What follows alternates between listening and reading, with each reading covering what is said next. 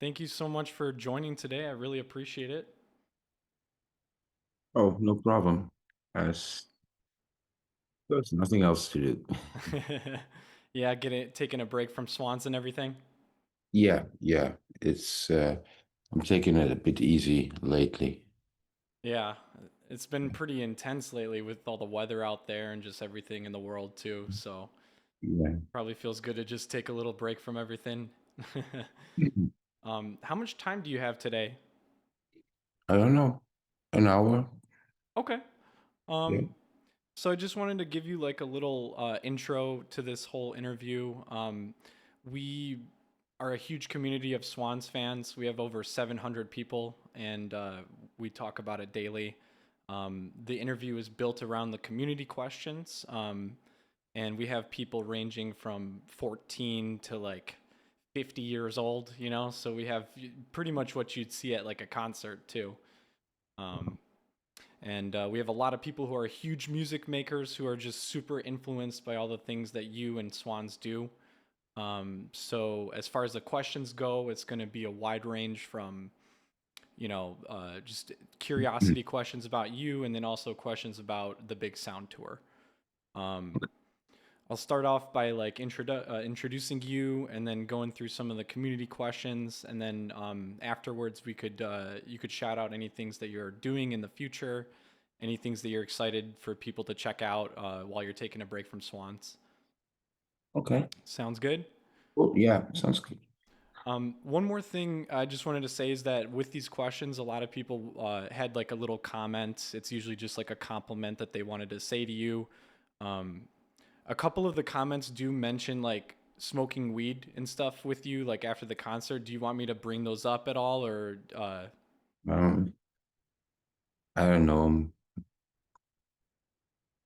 Maybe not all of them. Okay, Um, yeah, we don't. a couple or so would be, yeah, yeah.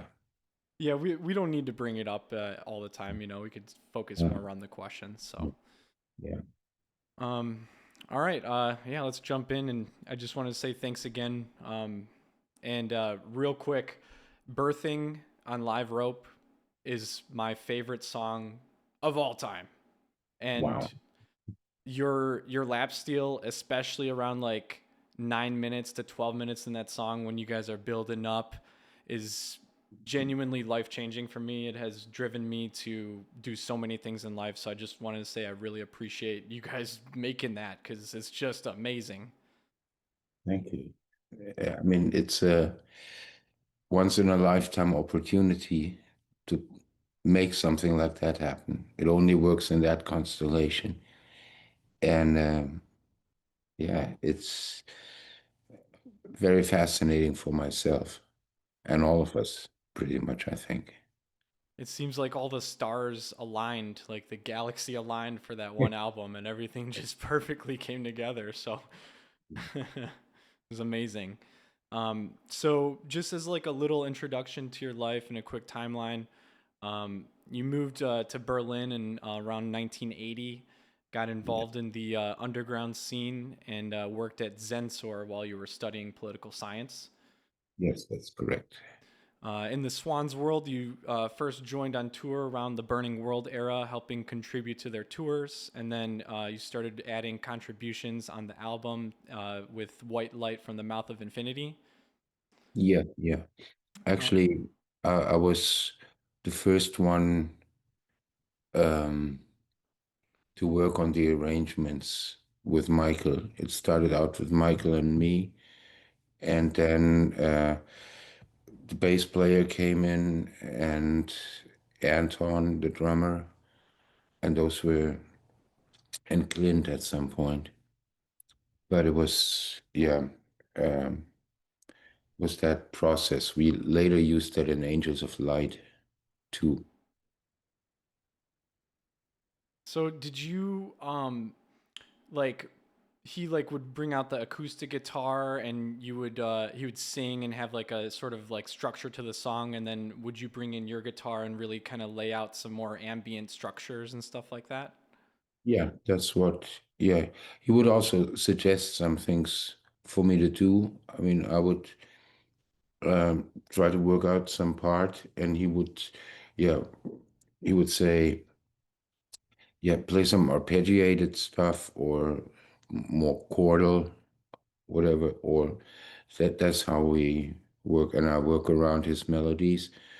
And yeah, and he has some great ideas what to do every once in a while, and I just play that. That's totally cool. Did it ever feel like any of the ideas that he brought up to you that you weren't in line with at first, but then as you played it, you kind of appreciated it more? Yeah, yeah. I mean, I couldn't put a finger on a specific part, but in a specific song now, and there were some parts where I sometimes thought, I'd rather play something else here. But in retrospect, it makes total sense to have played that part that ended up on the record or in the live version. So, like, a huge part of it was just trusting his vision and just seeing where it would go and just kind of playing off of each other. Yeah, yeah, mostly. That's awesome. Yeah, Um, so as you kind of kept contributing more and more to Swans, you established yourself in the band strongly enough, and he reinvited you back into Angels of Light. yeah. Um, as a side question to that, do you have any specific favorite record from that time at all? Um, I like uh, them all actually, for various reasons. The very first one for the way it came together. Um, the second one has these amazing uh, big city vibe with a song like New York Girls being pretty emblematic for that. And yeah, everything's good. Has amazing Beach Boys like pop songs. I like that stuff a lot. It's very Yeah. fun. Yeah, yeah. It's really, yeah, really great. And We Are Him, at that point, I sensed that he was gonna want to make some loud music again. Yeah. Yeah, We Are Him. I've been addicted to that one lately because like me and all my community members, we all went through the entire Swans discography, and then the next step is always Angels of Light, and I Promise of Water gets stuck in my head so often. It's just such a great album. Lovely to have all that work that you had there. And then later on, after you went through Angels of Light, back into Swans, jumping right in from the first album all the way to Birthing Now, which I do have right there. um, but yeah, I think what I've realized, I took a listen to Six Pieces recently, and from the first like 30 seconds of listening to it, it just made me realize how integral you are to the new sound and to the sound that has been created with Birthing and the Glowing Man and all that stuff. And uh, I honestly started tearing up right off the bat when I first heard the first song. Isn't it? It's Erwachen or Erwachen. How do you pronounce it? Erwachen. It's Erwachen. Okay, yeah, awakening. got it. I mean, Yeah. that's kind of what I felt when I was listening to it. Like, whoa, oh my gosh, Kristof Hahn like really does set the stage for a lot of these songs. So that really did blow my mind. Now, as far as other stuff goes, you've been working with Olaf Kramer quite often, and you had a few different projects under different names, but most recently, Golden Vampire Experience. Yeah, we recorded that in my living room Oh wow.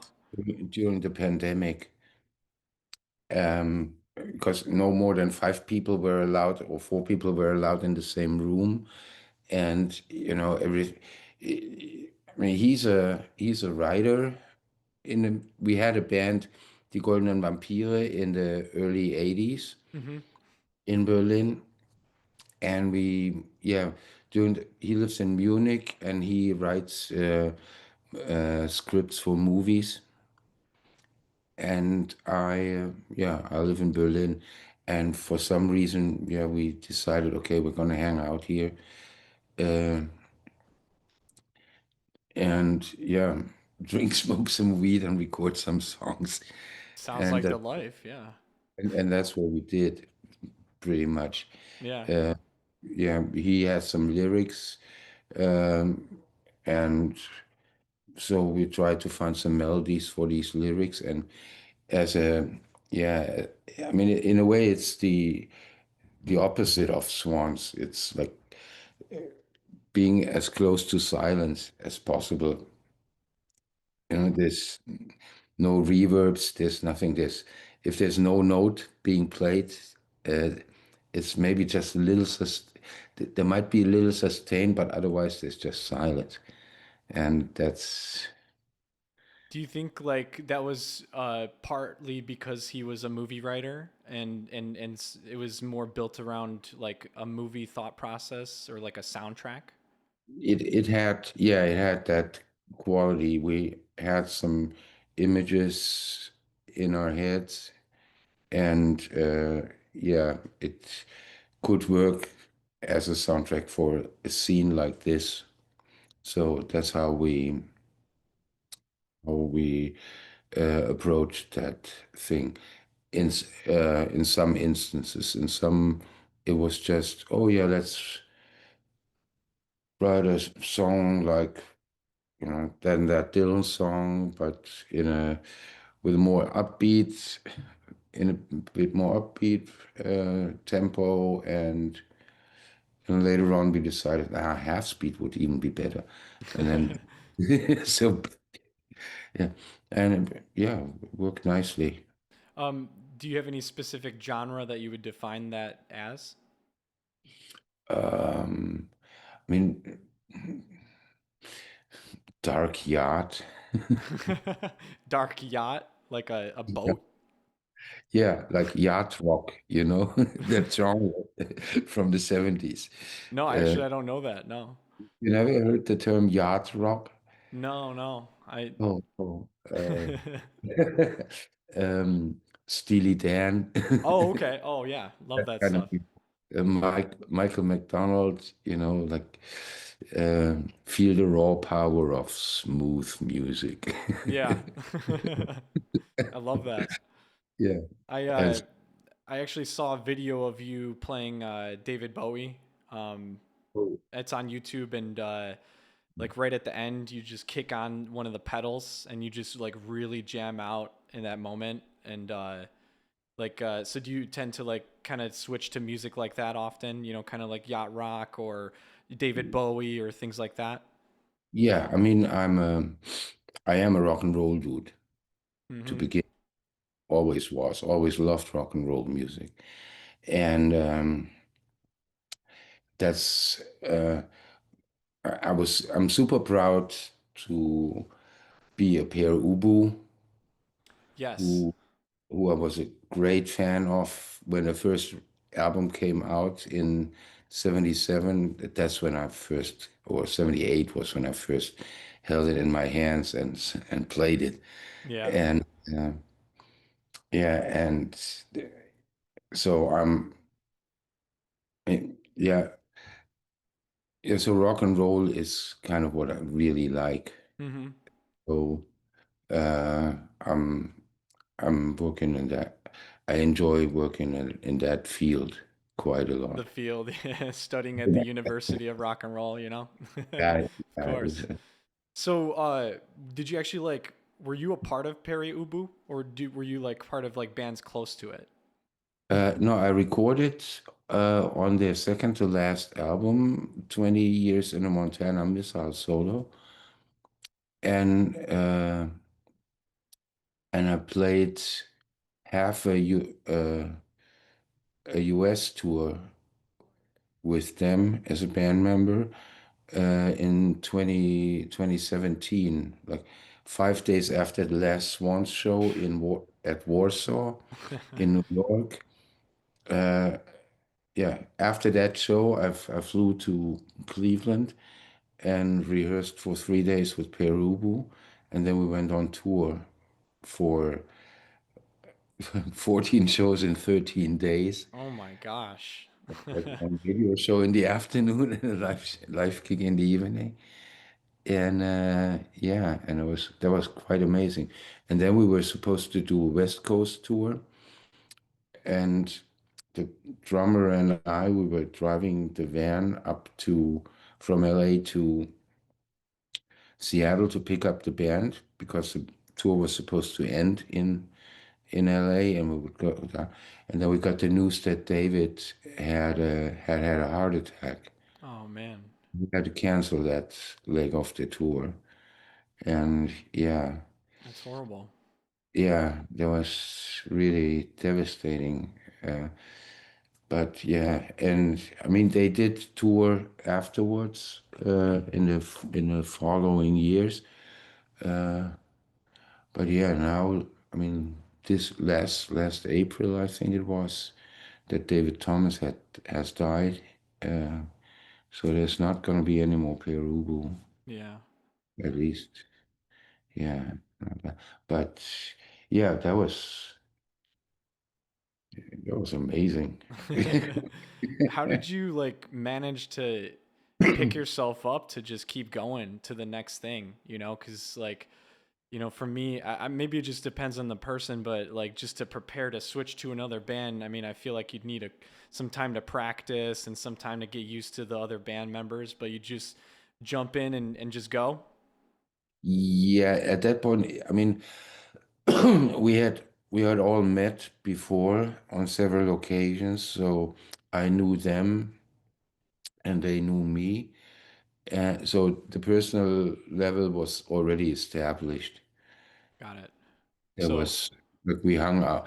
I first met them in Melbourne, and we all had the same hotel, which used to be a former prison, and we all hung out by the pool. I don't think the prison ever had a pool, but we hung out by the pool yeah, and smoked. just chilled and Yeah, just chill and smoke, and so yeah, that's how I got to know them, um, and that's I think yeah, and later on David invited me to record some guitar parts for 20 years in the Missile solo, and yeah, in retrospect, I mean, fu- like going with no break from a Swans tour to tour with another band was not such a great idea because I wasn't aware of how bad my hearing was. Uh, and yeah, I was. just not able to And when like we hear the played, it's like, why can't I hear anything? Because it wasn't loud enough. Do you wear Uh, earplugs? with Swans, yes, yes, yes, Got it. yeah. Is it With like painful if you don't? Like you pretty much when you're on stage you need it. yeah, I mean, uh, I'm sitting right next to to the speakers of my amps. Yeah. I mean, they're blowing just underneath my chin, but it's still that's the main where the main sound goes. But they're still pretty damn loud. I mean, uh, they're, they're not really maxed out the bass amps, but they're really close to, and so it's super loud what I'm doing and what I'm exposed to. Yeah, I mean, I'm like a good like I know 20 feet's not that far, but like when I'm 20 feet away, I can feel the reverberations. You know, I was at the show in Ferndale on Uh-huh. October 1st. Actually, when I was in the line, I saw you and I gave a little wave and you waved right back at me. But we didn't get to talk or anything. But yeah, I mean, just I can't imagine what it's like being right up against a speaker, actually feeling the air, you know, feeling it pass through you. So it's probably a completely different experience. Especially with my instrument, my guitar has all these high frequencies that are like really bad and Yeah. painful. So that's why I have these molded earplugs that are custom fit for my ears, and they're pretty good. Or they're really good. But Yeah. yeah, I mean, playing 20 shows in 5 weeks is still stress for the ears. You just have like a nice like celebratory thing right after. Does it just feel like, oh, I can just finally breathe Yeah, now? yeah. And I must say, I hardly listen to music at home. I just enjoy, yeah, the noises from from the environment, Mm-hmm. birds sing, trucks beep their horns, and the wind blow or whatever. Uh, it's yeah. I need at some point after a few weeks, I start enjoying music again. But until then, I don't put on a record or so. It's understandable. It's like some of the most exhilarating stuff, and it's literally your job, you know. And Yeah, uh, yeah, I used to be a huge, video gamer, love all that stuff. And then as soon as I became a coder, it's like, I don't want to do that, you know. I don't want to sit and come back home and play video games. So that's where yeah. music came in, you know. But I can't No problem. imagine that. So, um, also, as far as other bands go, you were your band. Is this your band? I was not able to understand this or not, but the Sultans of Gedenkenbrain. Yes, that's my band too. Awesome. Yeah, they're I used to have a band called Les Hommes Sauvages, French name. We recorded 3 CDs that are also available in a deluxe edition vinyl box. That's pretty expensive, I must say. The label's idea. Uh, um, and that's some very elegant neo-existentialist rock and roll music. We started in the late 90s. It was centered around the girl singer, woman singer, Viola Limpet, and I. We both wrote songs and we both sang. And the drummer who helped us a lot was Thomas Würdler from the Bad Seeds, who's an old friend of mine, of both of us. And so he, so we recorded these 3 CDs with him on drums. We played live uh, with different drummers because he was rarely available. And then at some point, the singer Viola Limpet had health problems and couldn't perform live anymore. So and she didn't feel like making music. So I kept the band going basically. And instead of her, I hired or I included a bassoon player, Stefan Rocke, and I called it Sultans of Gedankenbrain. Wow, bassoon. That actually sounds kind of cool. Yeah, yeah, yeah. uh, He's for the French band afterwards, could you just send me like the spelling of it, like on an Instagram or something, just so I could like yeah, check it out? yeah. There's Thomas Sauvages, the wild people, Got it. Okay. or the wild man. It's crazy how interconnected all the bands are that you are a part of with other bands too. Like it really does blow my mind. I mean, the more you dive deeper into all the connections you guys have between each other, it's crazy. Like there's a band, connections with Shushu and connections with Swans Yeah, and even Godspeed at times and other different bands. So it's just really crazy how like it kind of just shows how like organic you guys are with music and with life, just doing it for fun, just having fun with each other. And if someone has an idea, then you guys work together on it, which is really beautiful. yeah. I mean, uh, David Bryant from Godspeed You Black Emperor. He lives just a mile down the street. Wow, that's Yeah, so cool. and that's why I'm gonna be. They invited me to be their opening act on a part of the European tour Really? in March. so I'm gonna do 12 shows with them in Europe as their Awesome. opening act, doing stuff like Erwachen. That's amazing. That's Pieces. awesome. That fits pretty well with Godspeed too. I feel like like almost like an uplifting opener into, their heights Yeah, that they bring things to. So yeah. that's really, really cool. I didn't know that. Mhm. Um, all right. Well, glad that we got the intro done, and let's jump into some community questions. Yeah. I just have a couple just from myself, just to kind of start from the top. So, where'd you grow up, and what was the first type of music that really grabbed you, really got you into it?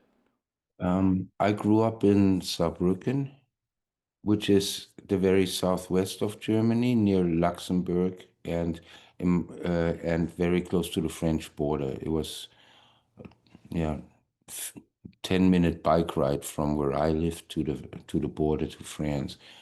And when I was 18, I moved to Munich, studied there, was at the university for 3 years, and then I moved to Berlin because the music scene in Berlin was more appealing than the music scene in Munich.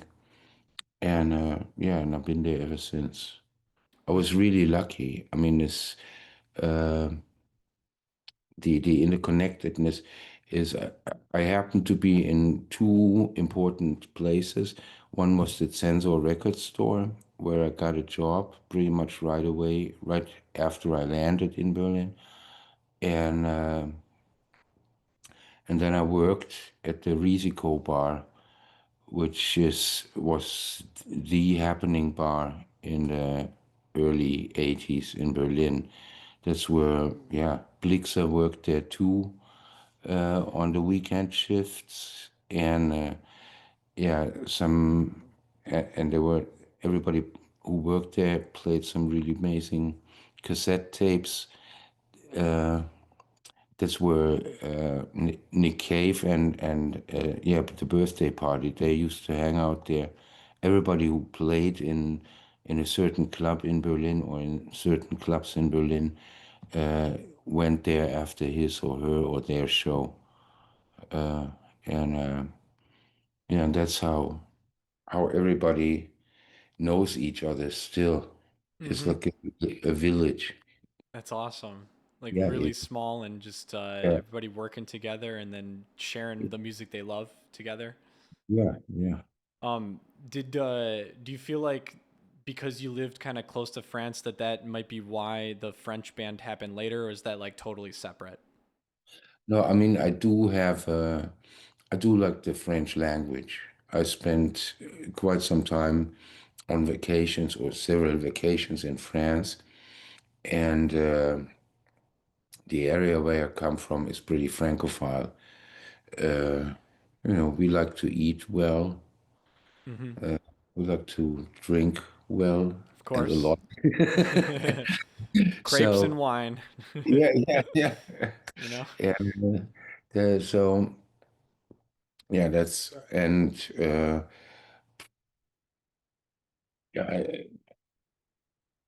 yeah, I had a great French teacher in high school who really managed to get me interested in some French writers. And so, yeah, that's maybe a coincidence or just luck, but yeah, and that enabled me to enjoy French music at a certain time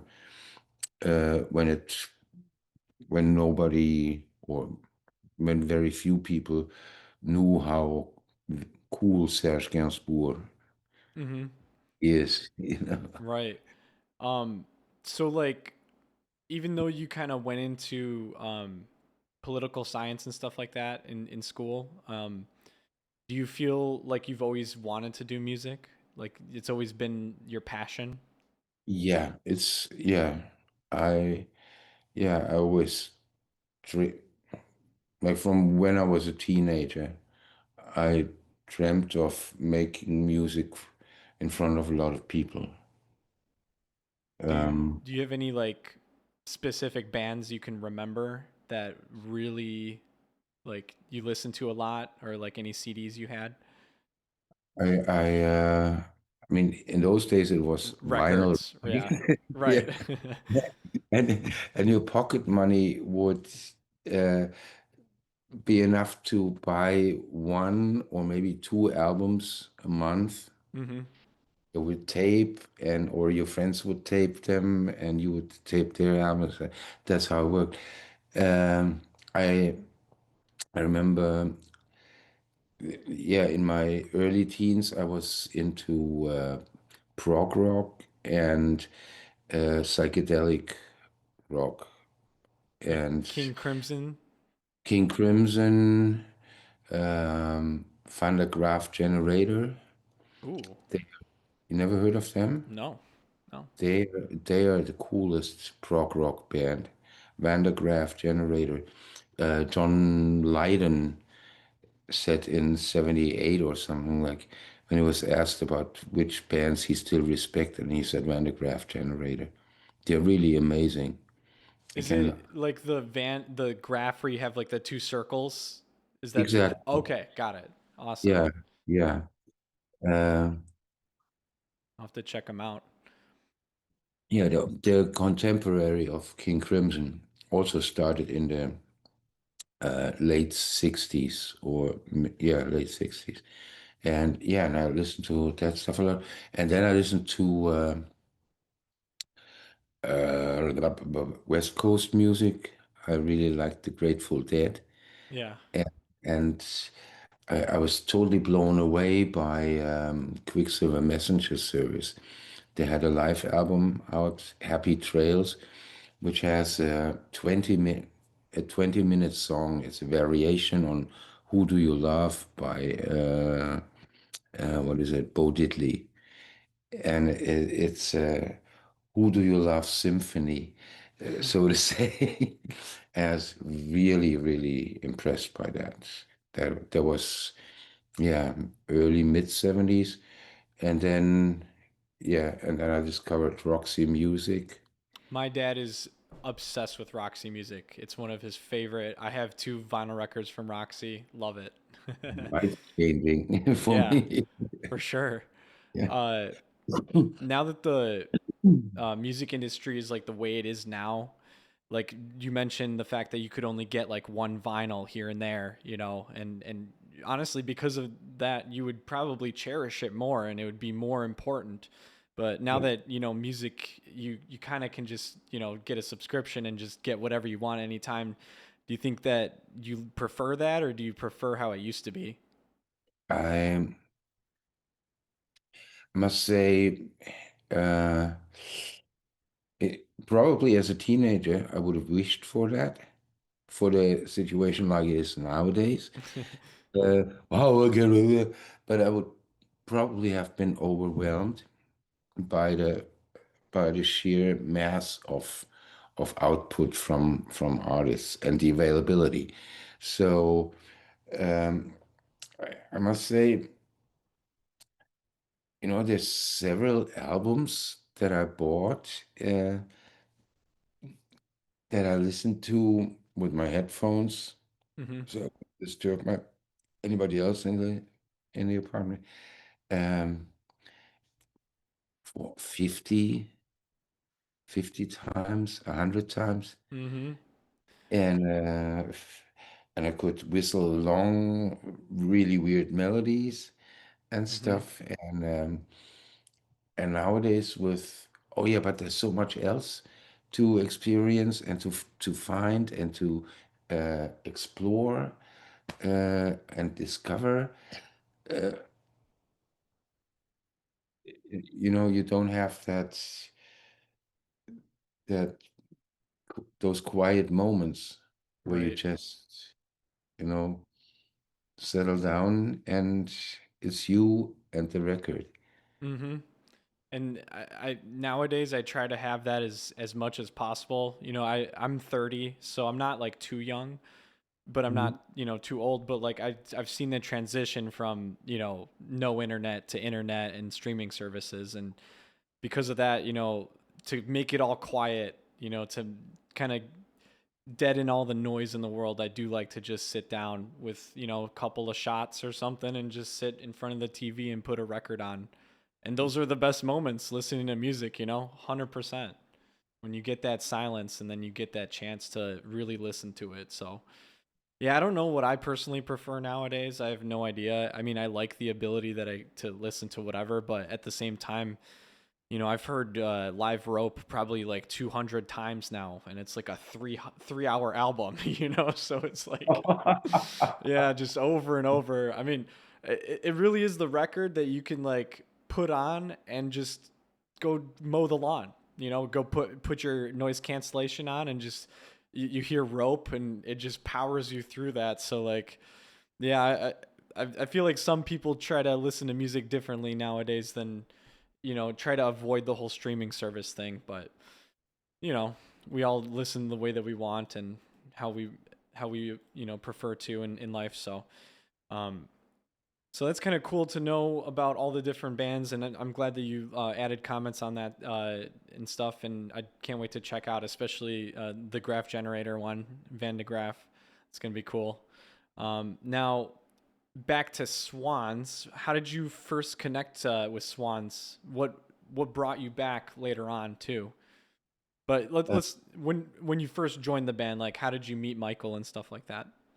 there was a coincidence, but it's also a sign. A friend of mine had Vinnie Signorelli. He had lived in Berlin and played in a band called Turbo Hydromatics.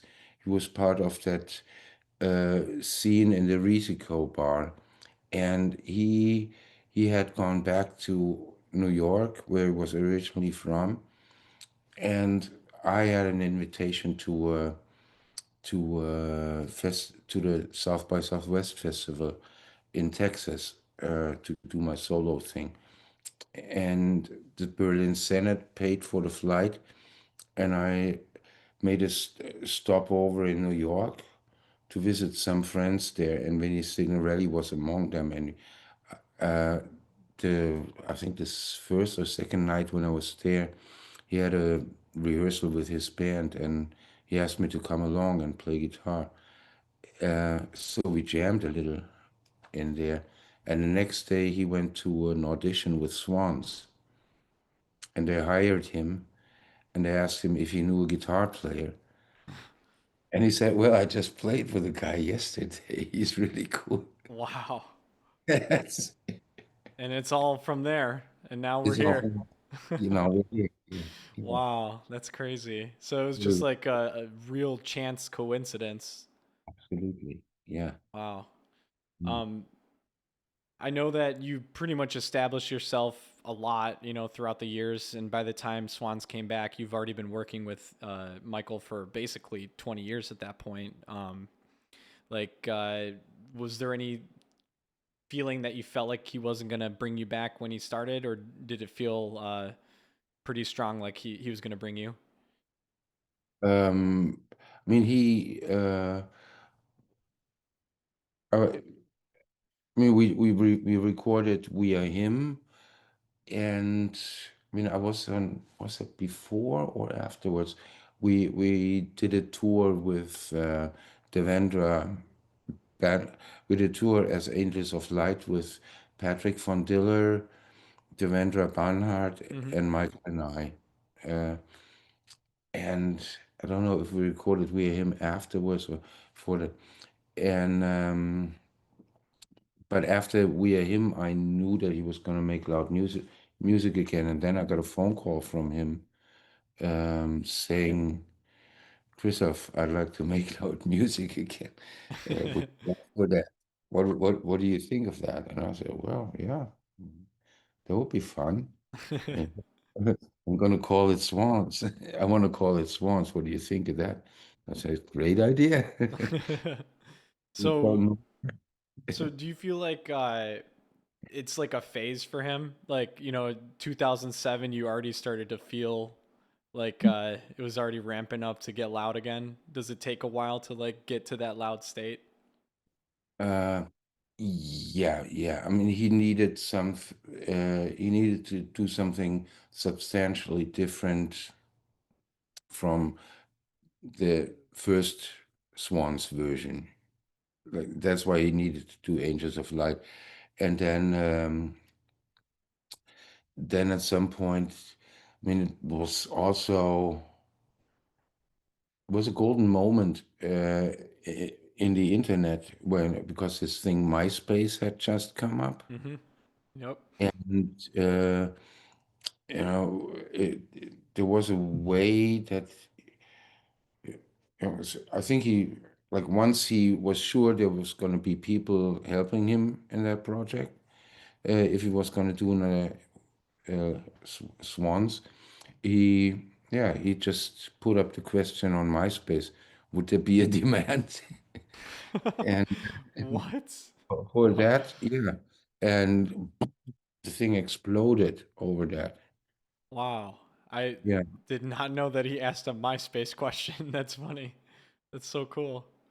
I think that's how it happened, if I remember correctly. I mean, my memory is sometimes like a Swiss cheese, but um, I think uh, he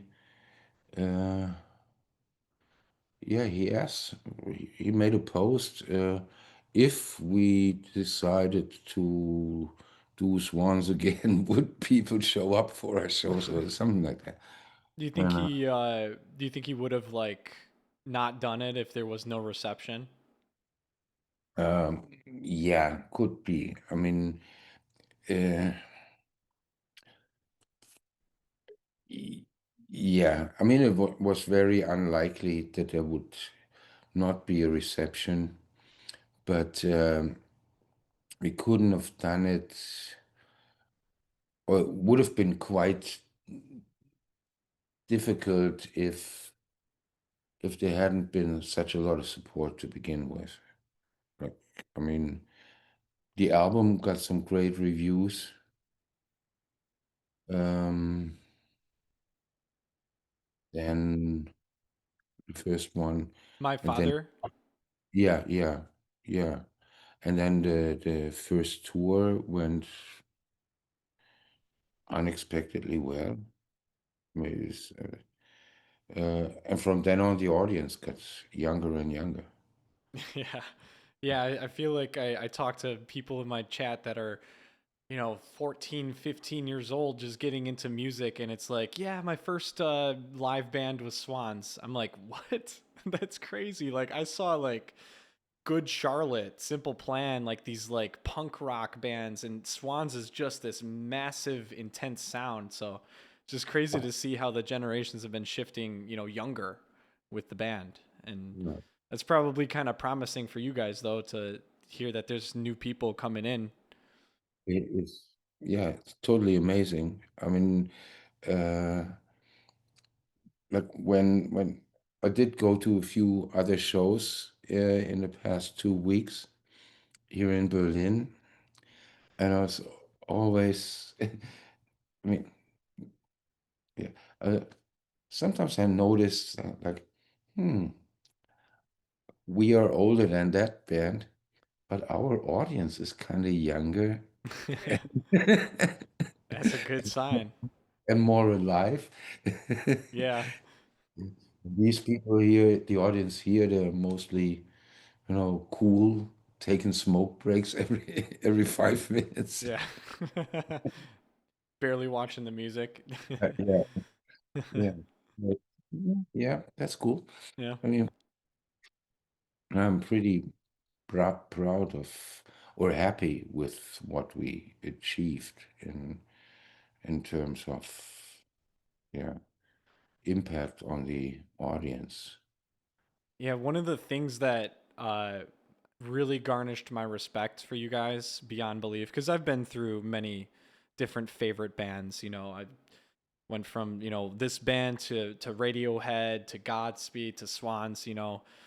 And I'm not going to name any other specific bands or anything like that, but there's some bands that they're like in their 50s, and they're like struggling to put records out. They're struggling to go on tour, or if they go on tour, they get sick and then they cancel the whole tour. And then I see you guys like just pushing every single year to do more and more and more. And, my dad's like 60, and, he's kind of, there's some things in life that he's struggling with, right? But he's doing great. Like, my dad's doing fine. But to see what Michael does and what you do and what everybody in the band does, it blows my mind. And just to segue into the next question, how have you guys managed to keep going for so long at this top level? And that is the reason why we have to discontinue this, because yeah, it's physically so demanding. Michael's turning 72 in a few weeks. Uh, and I mean, so he could be grandpa. You know, Right. there's not that many grandpas that jump around like crazy with a electric guitar in their hands. That's why you guys are so awesome. Yeah. And but the energy that he exudes is, I mean, I always forget that he's 71 now, unless uh, uh, or I forget that I'm 60, even like 60. Eh, but it takes a toll. I mean, we're in 2017 when we first stopped this thing, we were all 10 years younger, Hmm. almost, in much better shape. Uh, it, it, it was a super intense decade or 7 years that the trilogy Hmm. tours and the father, uh, because in those days we were loading or helping load our gear ourselves, uh, and we had a lot of gear, and there were a lot of staircases to drag some big speaker cabinets up and down. And yeah, but we didn't grow fat in our 50s, you know. Hey, it That's why we kept you healthy, yeah, for sure. yeah, that's why we didn't. Hmm. What do you think the toughest part is? Is it more just nowadays getting through the show, or do you think it's more just how you feel after? No, the show is the easiest part.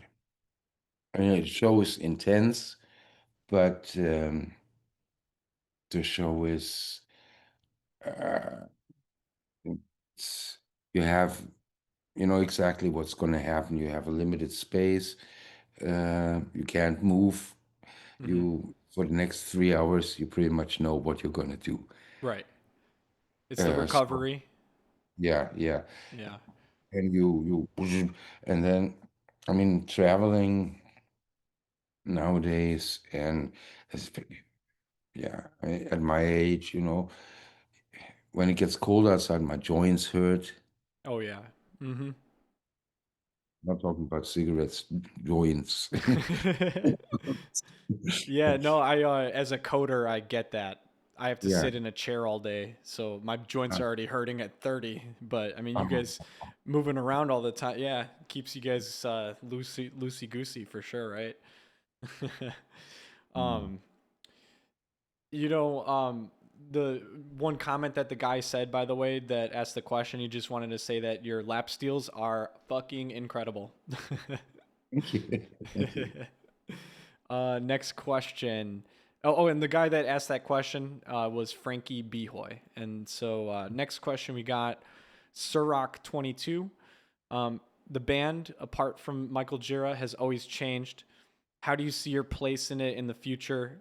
And how do you see your legacy in it? I mean, this band has been pretty constant for since 2010. I mean, the core, uh, has been the same people. Uh, so Chris, Phil, Norm, and I are constant members. I mean, I don't know how Michael is gonna downsize it, uh, but I mean, I'm like if Michael's the captain, and I'm like the first officer. Mm-hmm. It's a It's pleasure crazy. Yeah, to interview the first officer, you know? yeah, yeah. So So at the moment, it's still kind of up in the air, you would say? yeah, I mean he has written half a dozen songs already that he wants to record at the end of the year in Berlin. And we're gonna mix the live album also in Berlin in late March, April, probably. Yeah. And yeah, and he wants to go on tour with a smaller lineup of Swans um, in 27. Awesome. Make a bit quieter music. I mean, we did the two of us did tour together last year Mm-hmm.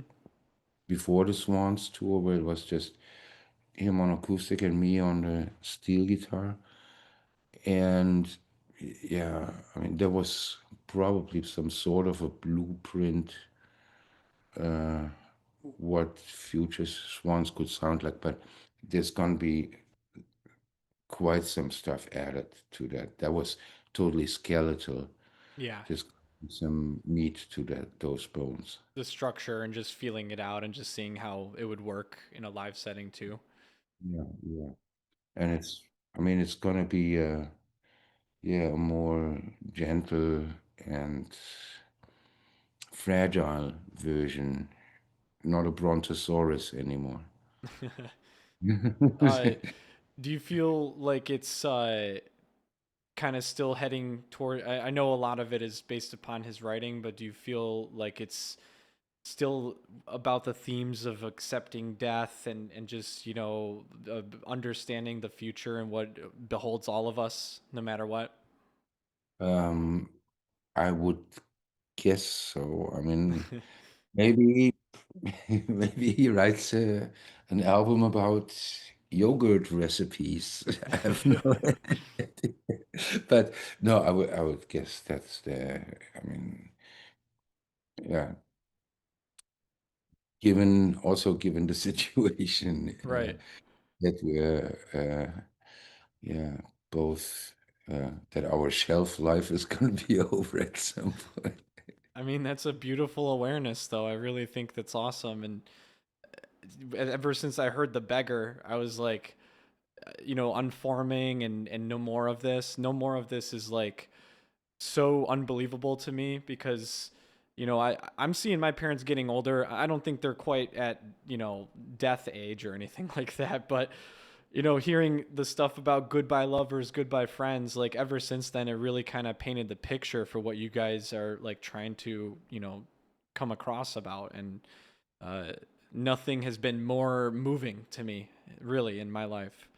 Um, the comments from the guy that asked that, he just wanted to say Swans opened a whole new world for him, thanks to you guys and everyone who's ever been in the band. Oh, thank you. Next question, we got First Sunbather. Um, if the next iteration or phase of Swans was to be much more stripped back, do you think your performance or your playing style is going to change at all, or do you feel like you fit the same bill?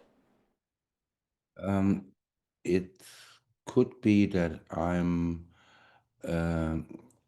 I'm also going to play regular electric guitar or baritone guitar Oh wow, on some songs which I usually, I mean, I play regular guitar too, and so yeah, could be that we incorporate that to a higher degree than we used to. got it. I'm not trying Yeah. to pry too much out of you from the future because I know it's still up in air, Yeah. but yeah, a lot of these are community questions, so they're just all curious. His comment was that he met you outside the Granada Theater and almost wanted to stay and smoke with you, but didn't get the chance. Ah, Dang it, next time. yeah. uh, so I have a lot of questions surrounded around lap steel, just overall. Salad Man 42069 asked, "What inspired you to learn lap steel guitar?"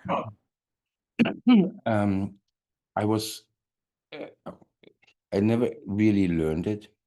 Somebody gave me a lap steel guitar in the early 80s, and I tried to play it. I didn't even know how to tune it because in those days you couldn't look it up on YouTube. You Mm-hmm. know, you had to go to a music store, find a Hawaii guitar book, uh, and hope that there would be tuning in there, or go to a library. Mm-hmm. But yeah, music store. And so I decided to tune that thing that somebody gave me, uh, all in E, like 8 E strings Is in that different. is that the It, same lap steel you use now? it's a different one, but uh, the one I use now, I bought in Atlanta when we recorded the first Angels Alight record, Okay. and that's also, yeah, most of the strings are tuned to, that's a 10 string, and most of them are tuned to D. Yeah. I can show you. I'd love to see it. Yeah.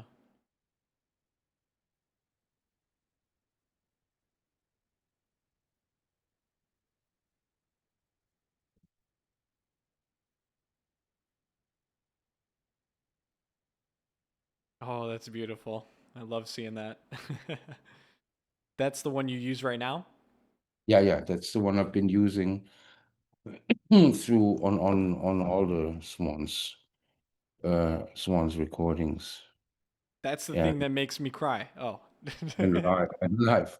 Yeah, really, yeah, It's awesome. true.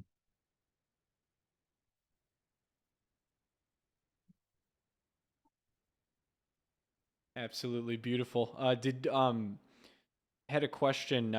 Did you use it a lot on white light, or were you more like electric at that point? That was mostly electric guitar. Got it. Got it. Yeah. Oh, the guitar I was given is in the video. There's a BBC video of Can't Find My Way Home.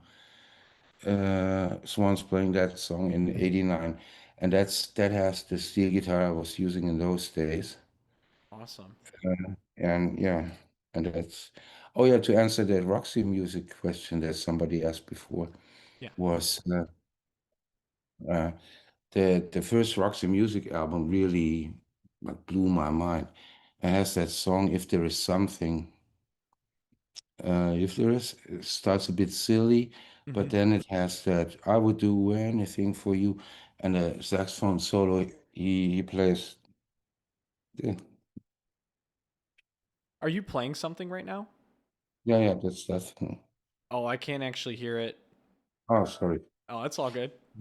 Yeah, and so that's these three notes from the saxophone solo. They're on this guitar, and they work over a lot of other chords. So uh, that's something I figured out myself, and that's, yeah, and I developed this specific tuning that that works really nice with Swans. I never really learned to play the steel guitar. I totally adore Junior Brown, Hmm. who hates the guitar player. So have you kind of like always stuck with like the same tuning and just kind of switched the all of them to the same note? Yeah, I mean, there were some in Angels of Light. I had some variations um, where two more notes were included, but yeah, it's basically just very drony and add one or two other different notes, but other than that, have a drone going. I saw the legendary Reddit post when you posted under like El Han on Reddit, and I was like, that is so cool that you would just go there and say, I think he uses this. That was awesome. Ever since that happened, me and my friends who are try to make music a lot like Swans, we've been trying to recreate lap steel. Like, we throw double delays on stuff, and get out the slide and the ebow. Got the ebow right here. So, Ah, yeah, yeah, yep. cool thing. Mhm. Yeah. Yeah, super inspirational for me. We have a couple other questions on tuning, but you already answered that, and I think a lot of people know it. The people that asked that are Cthulhu. And then the next question would be from Winona. Oh, by the way, I just want to say thank you so much for showing me the instrument. When I interviewed Christopher, he showed me the Taishogoto that they used on birthing, and those are the coolest moments when you guys show off the instruments you use. So thank you so much. Um, so yeah, Winona asked your favorite lap steel effects. Like, what are your favorite stuff to put on? Um, I mean, I love working with the looper pedals. Now I use two loop pedals, um, and yeah, that's one basis of my sound. I mean, um most or quite a few Swans songs are they start with one of my loops. Uh, so to create some undertow, musical undertow, I like these loop pedals. I have a distortion that I sometimes use, and I use reverb pedals. The most important things are the volume, the volume pedals, to fade stuff in and out. Yeah, exactly. Yeah, they wear out quite. Like if you use them a lot, they wear out after 2 years or so. Yeah. Can't fix them. That's the bad part. Um, but yeah, uh, volume pedals. I'd like to get wah just to add some weird touches. Just kind of, Actually, yeah, I mean, I feel like that'd be really cool because uh, I had kind of like an epiphany about lap steel and how it fits in the band. And I realized that like you do use your looping a lot for the ambience and the environment, but the actual movement of your finger with the slide on it to me is like pure feeling and emotion. It literally is like it's kind of like when you get high, right? And you feel like a strong feeling in your head. Getting high is just like an emotion multiplied, right? And I started to realize that the sound of a lap steel really is the movement of emotion. It's like human feeling. It truly is.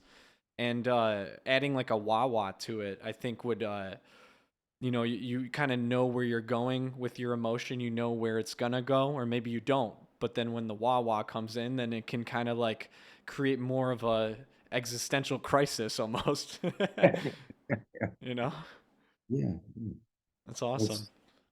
that's that's also the beauty of playing loud,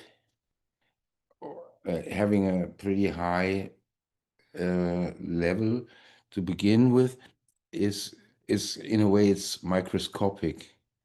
Even the smallest sounds that you make become big Mm-hmm.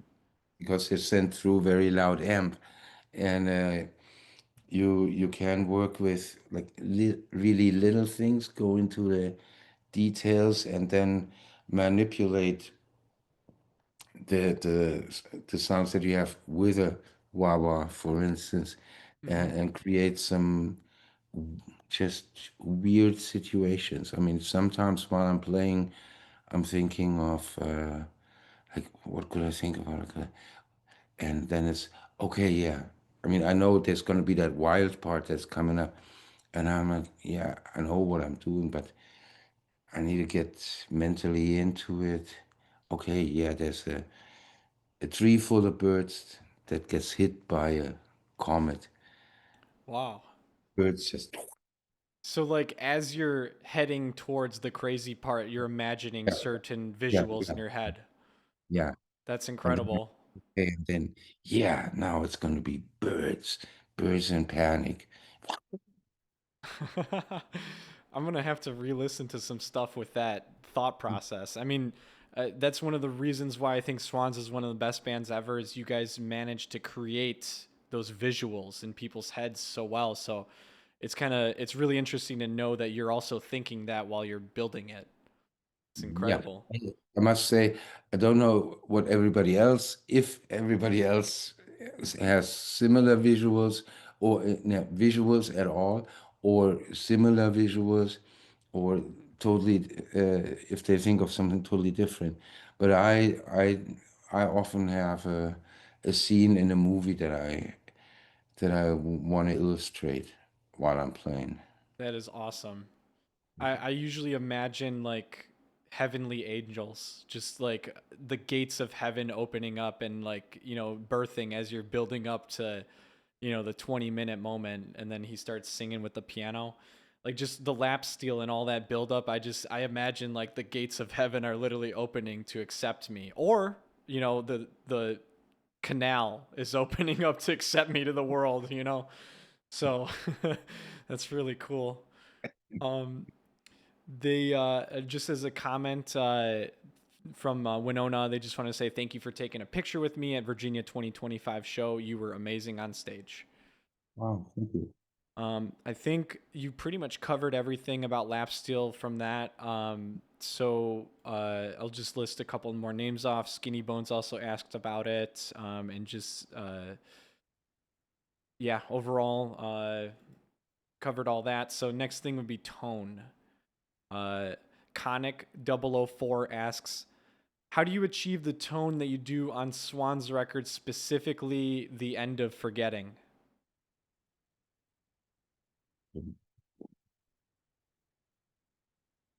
Tone of my guitar, that's the amps I use, two GKs, MB700 or 1001. Uh, I think it was Mesa speakers, and I have a cheap Boss delay where I have a long delay with, I don't know, four repeats or so. Uh, then, what is it? The truck loud. I have I have the loopers that I bring in, and it's the playing. I mean, it's just basically, yeah. If you're close to crying in the physical parts, if you're close to crying, then it's right. It hurts in a good way. Oh, Yeah. 100%. Yes. Um, but like you would say a pretty minimal effect thing. It's more about how you're playing and just like you're just trying to delay time, really. Yeah. Yeah. It's just no. It's the right hand and the left hand. It's what comes out. There's not yeah. There's not much in terms of pedals. I don't even have a compressor. Oh wow. Most people use that. Pedals confuse me. That's so funny. That sounds like there's this quote from like a. Do you know Formula One at all? The sport or Yeah, the racing. Yeah, yeah. Like one of the drivers was like, these steering wheels, they have so many buttons on them. It just confuses me now. That just reminded me of that. That was funny. yeah, yeah, absolutely. I um, couldn't use a car like that. yeah. Now to take a little bit of a break from like tone and lap steel and the future of Swans, just more personal. What song or album do you personally believe has like the most mind blowing guitar? Mm,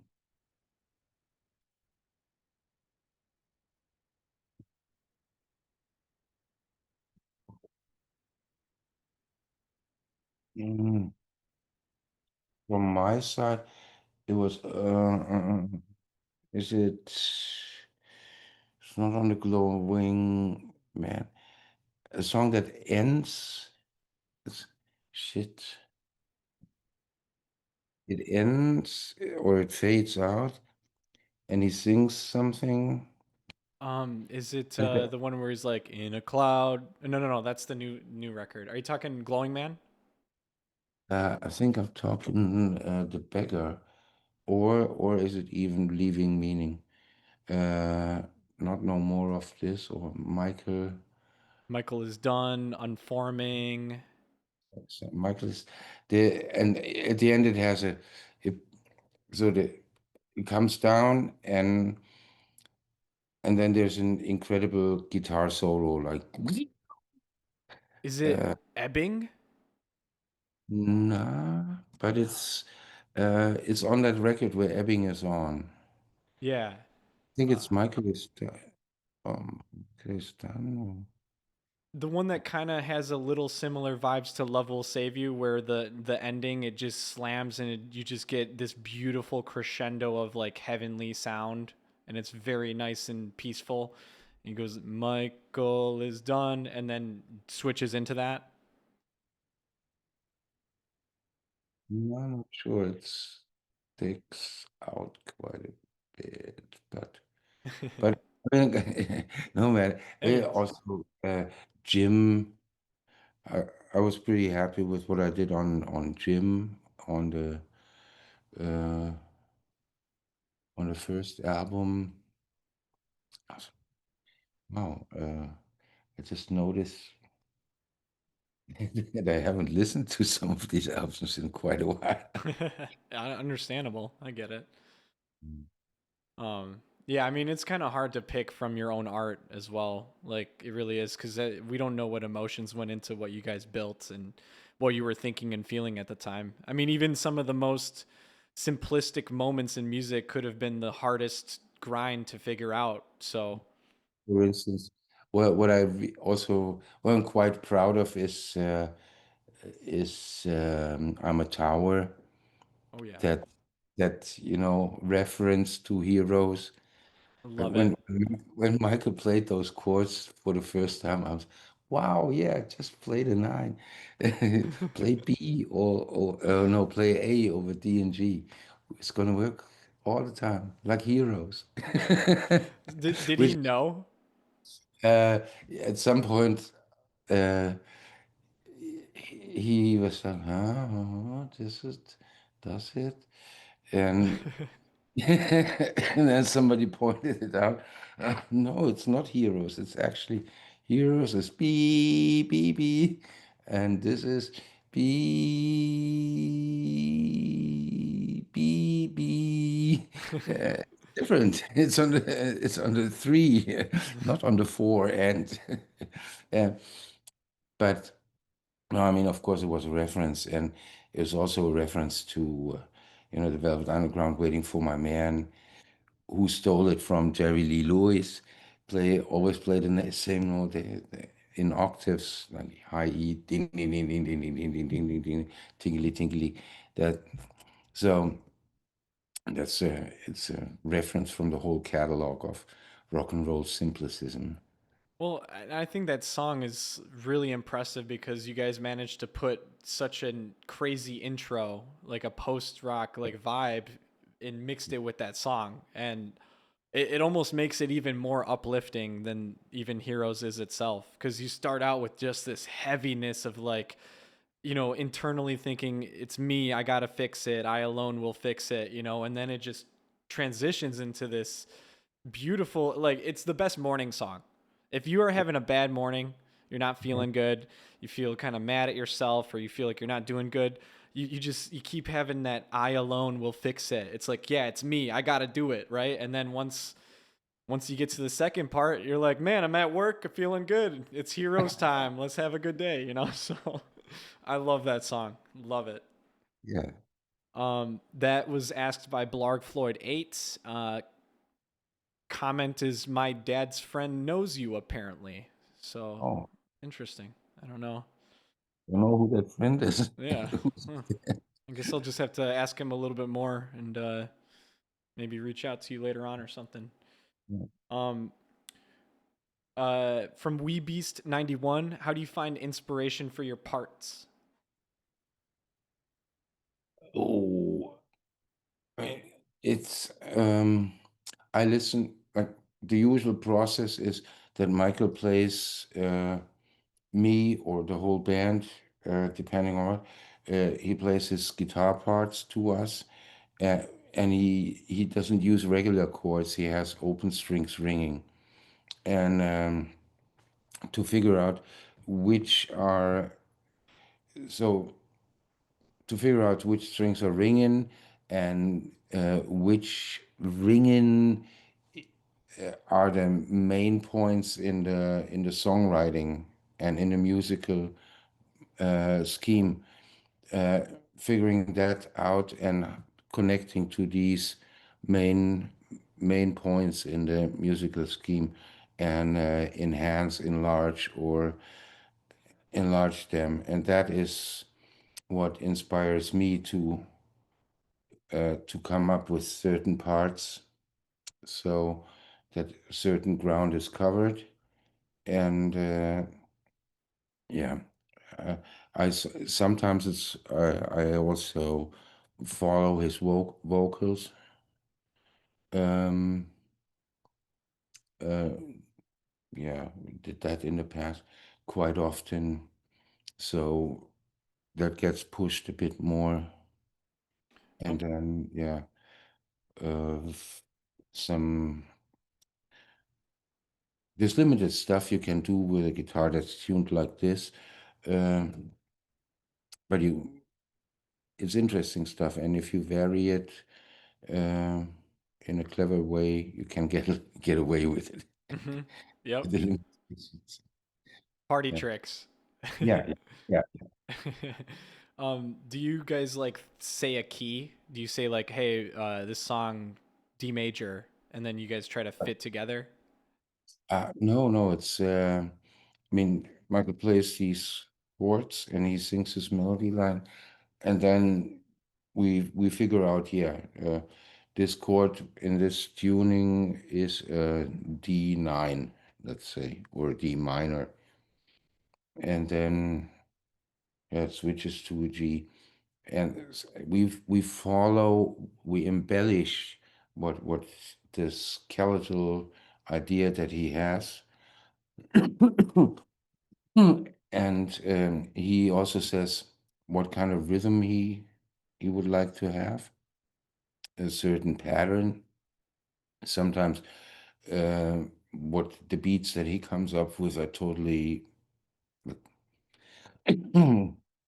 not your middle of the road stuff. Got it. And then we stretch out several parts.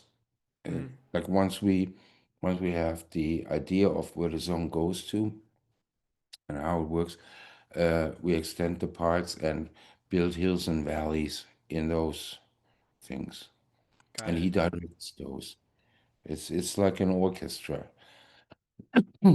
So Like no real thought of keys until afterwards, until you feel it out. oh, no, no. I mean, we know the keys right away, like Okay. from the first, pretty much from the first chord. Like once it's clear what he plays, um, then yeah, we know what key we're in. Got it. Yeah, I'm like starting a band with someone and we're just trying to figure out how to play together, so stuff like that really helps. Yeah. Um, Comment from Wee Beast was your beard is awesome. Oh, thank you. I just trimmed it, or the mustache. I just trimmed both of them. Trim it for the Also, interview. yeah, yeah, yes, yeah. I didn't shave for 3 days, but and then, yeah, I'm gonna trim the beard. Also got a haircut today. That's too. Mm. Thanks for looking your best. I appreciate it. um, Couple questions about being on stage with Jira. How does it feel to get yelled at by him? Um, Sometimes I get totally pissed off. Sometimes I, I just, sometimes he's right, or uh, he, but it's nothing that bothers me too much anymore. I mean, he's in his own world. Hmm. Uh, he he has mellowed out a lot over the decades. Do you think like And any of it is like for show at all? Like, do you guys do it at all for? no, no, It's no. it's all for the performance. Yeah, yeah. I mean, sometimes it's also uh, he doesn't yell at me. He like he comes to me and he wants me to play really quick, fast banjo pickings and move the thing like that. And he stares at me, goes, and I know that is the signal for this. And a lot of it also, yeah, his mimics are often signals to change parts. He's conducting, and he's also conducting with his face. So some of the faces he makes are uh, they mean something else than what everybody else perceives. Like play that seasick part. You know, if he goes looks at me like a, it, it may appear as if he's yelling at me, but it's not. Okay. You And know, it's and so like sometimes when he yells at you, do you just kind of say, "Okay, I don't know what he said, but I got to try something different." It's funny. Um comment was the sounds you make are absolutely haunting and beautiful. You and Dana add so much to the music. thank you. Yeah. Um we have probably about I think like 7 more questions or so, and then we could jump into the conclusion. There's a couple here that I can see that are kind of just duplicates, really, of what we already asked before. Um, now, what's your favorite memory of being a member of Swans? And that's asked by Live Heavy Rocks. Well, uh, meeting my wife It's beautiful. How'd you meet her? at a Swans show in Moscow. Wow. like after the show, or? Uh, I noticed her after sound check when I was out there. I mean, nobody knew what we looked like. I was just out there checking out the vibe, and and she was there with a friend, and I thought, "Ooh, what's a sweetheart like you doing in a place like this?" Because she was so nice and happy, uh, and everybody else was just, people with hoodies and bald heads and looking very serious. Just like trying to lock in for the show, and she's just like, I don't know what I'm getting into. Yeah, yeah, she didn't know. That friend dragged her to that show. He said, "You have to see this band. They're totally amazing." And that's yeah. She didn't know what to expect. Yeah, and that's yeah, and then yeah, that's how we met. We met at that show. That's even more beautiful that she didn't even know who you were, though. So it just kind of was meant to be at that point, it seems Yeah. like. That's awesome. Comment is amazing show in Albuquerque, lap steel. Great experience to meet you after the show. Oh, yeah, Albuquerque is always nice. I like that place. Next person asked what gear you use for Swans, but we already covered that. I'm just going to say their name, NX Firework. And then earlier, the question about getting yelled at by Jira was from Sus NG. Um, Next question we have the Sprawling Idiot. So what do you do in your spare time outside of music? Um, I read books. I try to take care of my health. I mean, I have problems with my spine, with my back. So I'm doing exercises for my lower back and yeah, reading books, watching movies. Do you still do a lot of like translations? Not at the moment. I mean, the translation business is going to go down with AI, Oh, yeah. you Mm-hmm. know, That's and true. I, I mean, I just did some translations, and I did use deeper the, that AI thing uh, to get a rough version of what the text meant. Mm-hmm. It was pretty damn good. Yeah. I must. You have to. Uh, some of it was, some of it was. Oh wow! Why didn't I think of this? You know, but that's pretty cool. I'm going to use it. uh, and some of it was, yeah, come on, that's you're a computer, right? Yeah. You have no feeling. But no, that's I mean, I hope to. Um, I have a friend who is a editor in a publishing house, and I hope to get some work for this year translating another book. Awesome. Um, but yeah, it's a dying breed. Yeah. I have found that Google Translate's pretty bad, but there's probably some other like AI softwares that you're mentioning that just like People, killing it off. Yeah. yeah, people. Yeah. You did mention books. Fetus DM asks, what are your favorite works of literature? Oh, well. In, like with records, it varies. Um, I I do like uh, John Los Passos, Mark Twain.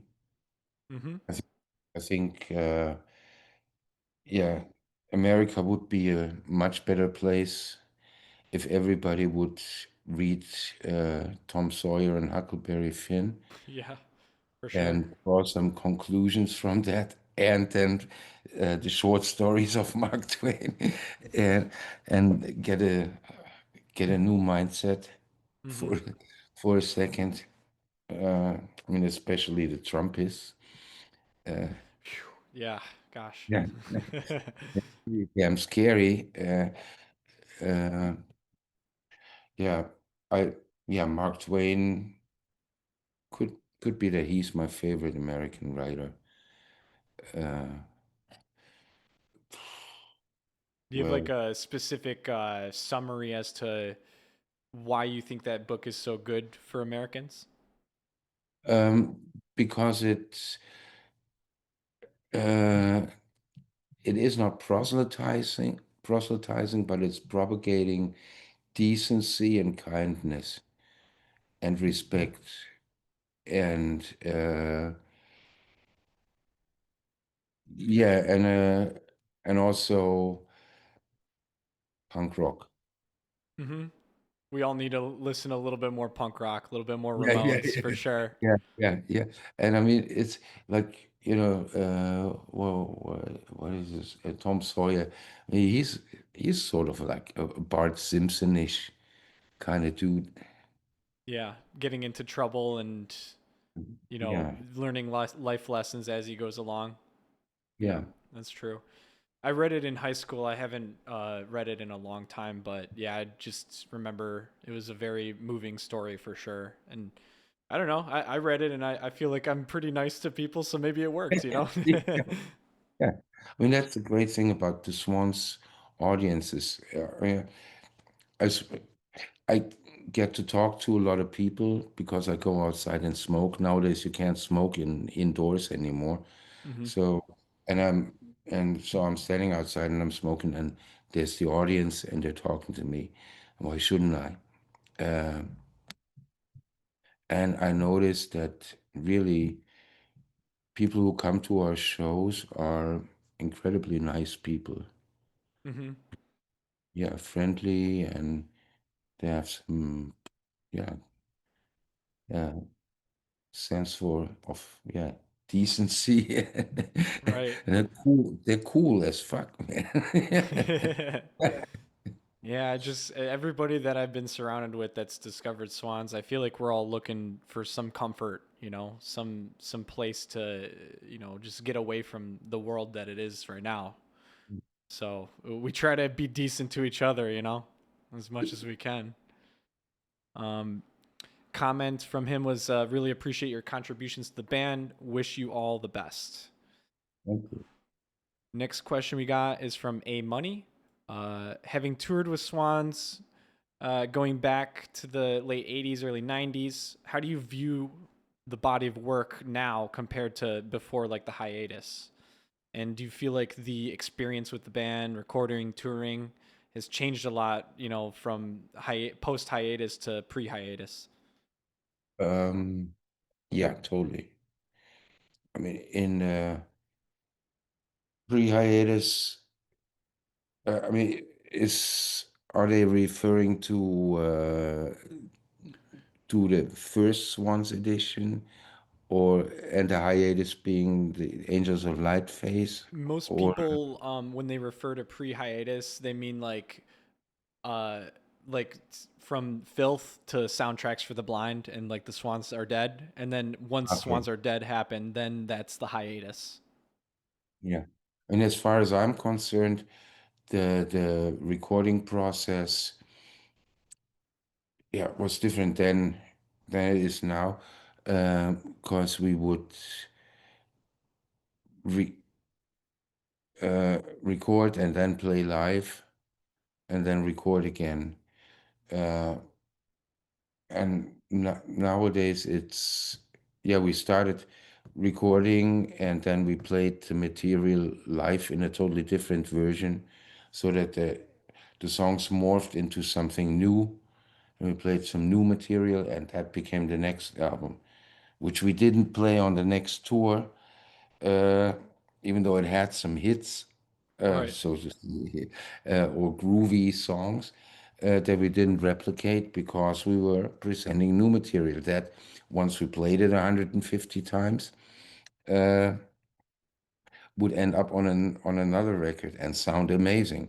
Mm-hmm. That is the cool thing. Like uh, if you play the songs for 150 times, which we did in the first post hiatus phase, then there's a certain tightness that yeah, you can't like really detect it where it comes from if you put a magnifying glass on. It's just it's there because we play Right. so long, you know. Do you think My Father was a little different, or did you guys tour before My Father? No, we we hadn't even been in the same place, all of us, until the recordings. Michael sent a CD around with some demo versions, and uh, yeah, and we met at the studio. That was the first time all of us were in the same room at the same time, and then we started, uh, yeah, recording backing tracks for each song. It was one we had 11, no, 11 songs or 10 songs in 12 days. Wow. And we recorded, okay, a part of Jim. Let's figure out how that should work. And we played the first part of Jim for 3 hours. And then, oh yeah, this is how it sounds good. And then, okay, next part. And we recorded it. And yeah, and it was one song a day. Wow. Yes. That's incredible. Like after 3 days, you couldn't remember what you did 2 days ago. Right. It But must have changed a little bit, just of the feeling of the record, since you guys didn't have like a tour before. So like the whole making of it was a little bit different. yeah, and also uh, the confidence, or I mean, all the songs were pretty short, like I don't know, 7 minutes at the max. Yeah. Nowadays, that's half an intro, or Right. Nowadays, you guys get quarter of an intro. hour and 30 minutes long. Yep. That's just So, two songs. Oh, wow. yeah. um, You already answered this kind of towards the start, and we only have about three more questions. But obviously, you can still hear me. You can still talk to me. But Ali Murdick was asking, "Is your hearing okay?" Yeah, I mean, I do have a tinnitus, uh, but that started from a stressy situation 25, 35 years ago. And didn't you can do something about it within the first 2 weeks. If you ever have tinnitus, go and see a doctor. In the first 2 weeks, they can do something about it. Okay. Uh, After that, apparently there's a new cure now that they can make the hair inside your inner ear grow back again, but it's still pretty advanced and expensive stuff. But yeah, and I have a hearing loss above 10K. Oh wow. Yeah, yeah. Uh, that's why, yeah, it's similar with Michael. His his hearing loss is in a different place. Hmm. So when the last few years, whenever we mix in Berlin, and he likes me to be present. Because 1.5 years here more than half a year. Yeah, you guys are hearing the music completely differently too, probably. I mean, also, I mean, yeah, in the studio it's also different again because Michael's the only guy who hears everything on stage, whereas he, whereas I hear only a segment, Yeah. uh, my corner. Yeah. It's weird. Uh, so it's quite a revelation sometimes. Oh, that's what Norman is doing. Fine, great. You hearing the live record later and you're like, "That's what we did? That's Yeah, crazy." exactly. No trick. Um, yeah, that is the case. And I mean, also, we never got to experience the impact on the lower body regions. Like Right. we're never standing in front of the stage. We're never getting the subs. Uh, so the real Swans feeling we never get. It's It's like a something that blind. we fans can only experience. Yeah, yeah, yeah, exactly. I It's like a blind painter. I can tell you it does feel like being in a grinder in the best possible way. um, from Toast to Fork, do you think Swans will ever visit Australia again? And how is touring in places outside of like the main places you go? I have no idea if Australia is on the menu for future touring. It is a bit far away, you know. Hmm. I mean, I always enjoyed being there, I must say, and playing there. But yeah, distances and so on. Um, and I also enjoy playing in places that are slightly off the grid, which was the second part of the question. As like first time we played in Taipei, I wasn't expecting much, and then I was totally overwhelmed by how great and cool it was. Yeah. Uh, so yeah, sometimes you come to cities where yeah you don't expect much, but then all of a sudden it's just fantastic. I heard from Phil that like some of the Eastern European shows like Poland are like some of the best ones. Do you feel the same way? Yeah, yeah. Is Poland, Czech Republic. It used to be great in the Ukraine and in Russia. Yeah. Uh, Audiences were totally into it. I'm Ukrainian. Well, I'm actually from USA, but yeah, you know. Ah, yeah, yeah, Yeah. yeah. My cats are Ukrainian. Did you get them from Ukraine? Yes, from a Ukrainian woman. Wow. That's Yeah, awesome. yeah. Yeah. When the war started, uh, my wife uh, went to the train station to help. Ukrainian women with German authorities because she could translate. Most Ukrainians speak Russian, and uh, and so she speaks Russian and German. So we had two Ukrainian women at some point living here with us for half a year, and when they and we wanted to get a pet, and uh, yeah, the animal asylum wouldn't give us one or whatever. And this one woman said, "I have a friend. She rescues cats in Odessa," and that's how I got two cats from Odessa. They brought them over. They're chipped, and they were street cats Wow. left. Yeah, I'm glad that yeah, you got him off the streets. That's awesome. yeah, yeah. That's see him. Yeah. Yeah, Aw. Garoshik, and somewhere there in that black thing, there's Lisa. Oh, Yeah, it's Hiroshi and Lisa.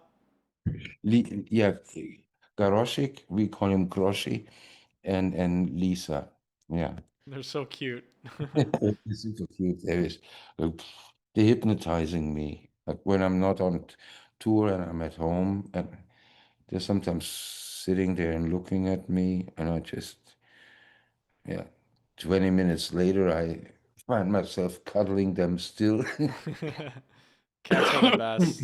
I've Yeah. lived with cats often. I've lived with dogs my whole life, but cats are just nice, and you don't have to take care of them too much. And they take care of you. Yeah, you know. yeah, yeah. Um, Comment from them. Can you give them an album from the past 10 years that you've really enjoyed that they could check out? Uh, mm, Other than Swans, Yeah, have you heard anything in the last like decade or so that I totally enjoy a band called the Sadies. They have nothing to do with Swans. They're a band from Toronto, and they're playing bluegrass, surf, Okay.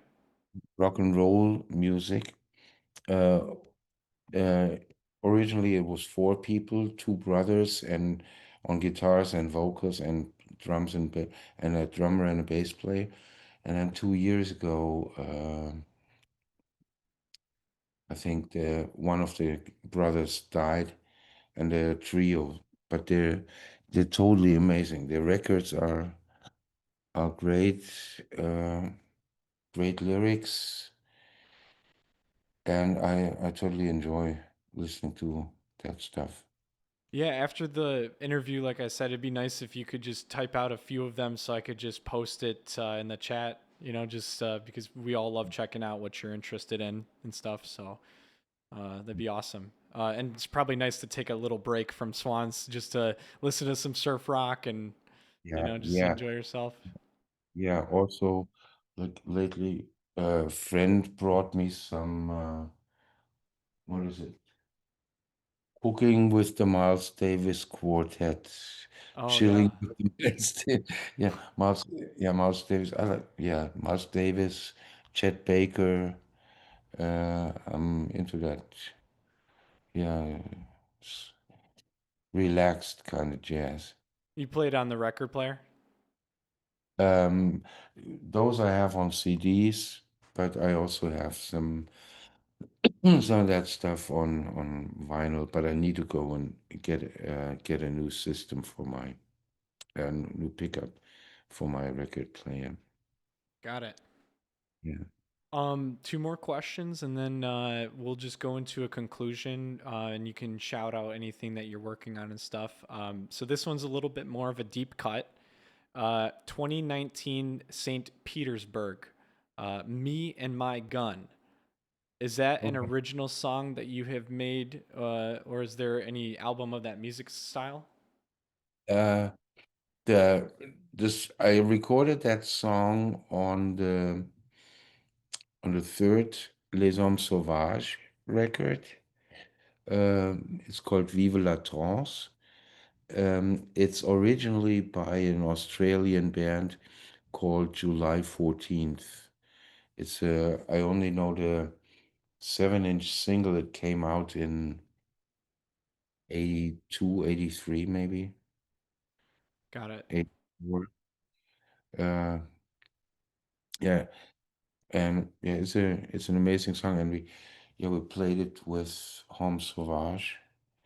We we recorded it in the early 2000s for the first time. And then and we wanted to put it on the second CD. And then there was a high school shooting in Germany, which is pretty rare over here. Mm-hmm. Yeah. Whereas, uh, and I didn't feel comfortable putting it on a record at that point. Right. So yeah, that's why it's on the third Homme Sauvage.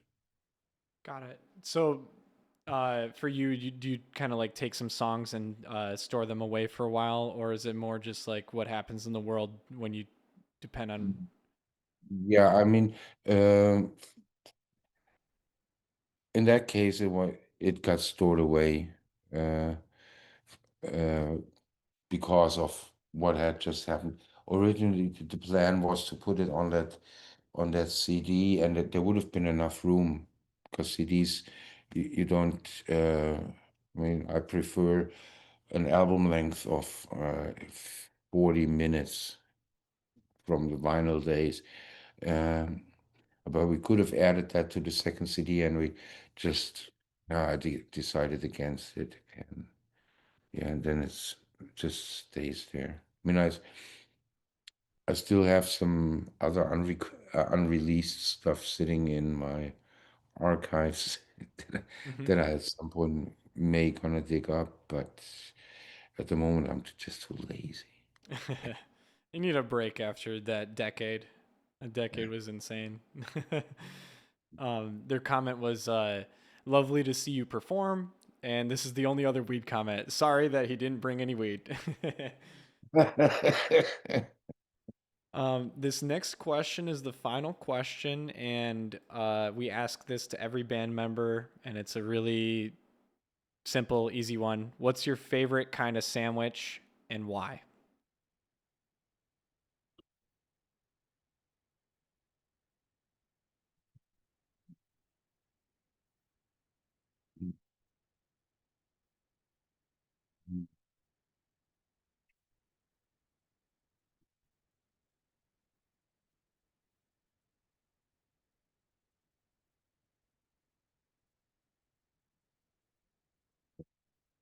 Actually, pastrami Pastrami, sandwich, yeah, but uh, only with sauerkraut, not that extra sauce that I put on top of it. What is it?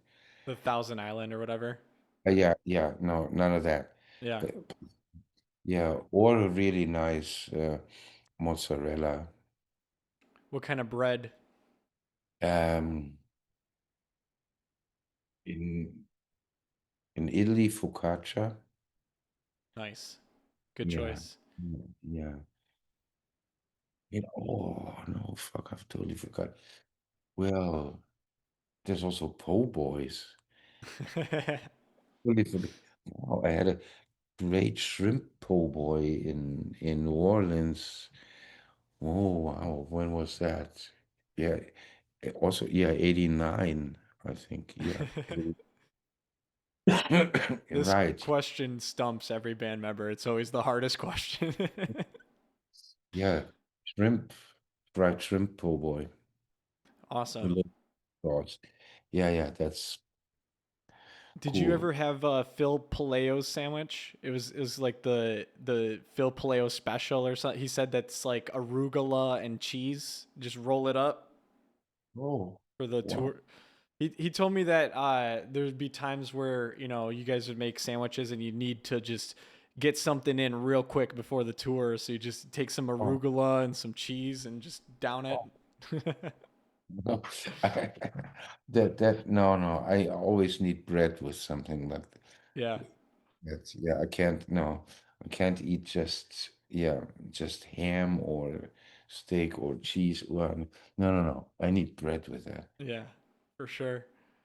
Well, thank you so much. Is there anything right now that you'd like to shout out that you're doing this year or in the future? Um, mm, mm, yeah, I was when I was recording last week with Jochen Arbeit and from Neubauten and Thomas Wüttler and Jojo Röhm, who played bass on Leaving Meaning. We did some very slow music.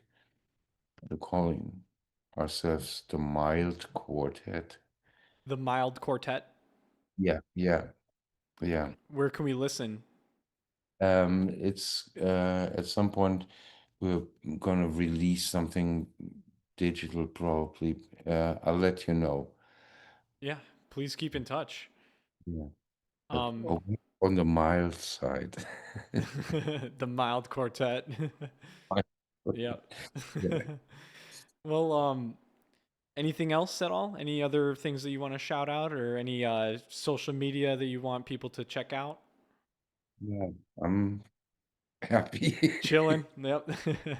Well, Yeah. um, It could be, it could be that, yeah, I don't know if anyone is in Berlin. Um, it could be that I'm playing in Berlin on the either the 14th or the 21st of February. So, but I'm gonna announce that on Instagram.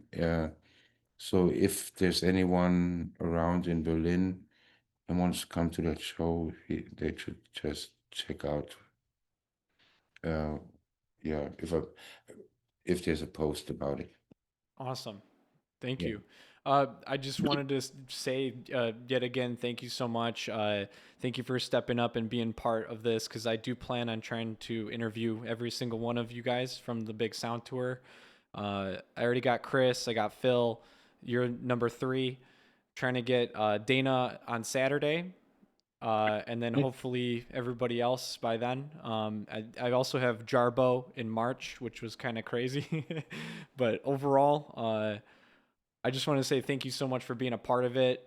Please keep in touch. Please send me, any of the songs and bands that you've been listening to, and any works of literature, so we can all check it out. The community really thanks you. It's been an absolute blast. Wonderful conversation today, and thanks for showing me that lap steel. That was awesome. Yeah. All righty. Have a good evening. I Oh, appreciate it. afternoon. Yeah. All Thank you right. so much. Have a Hey, good one. good one to you.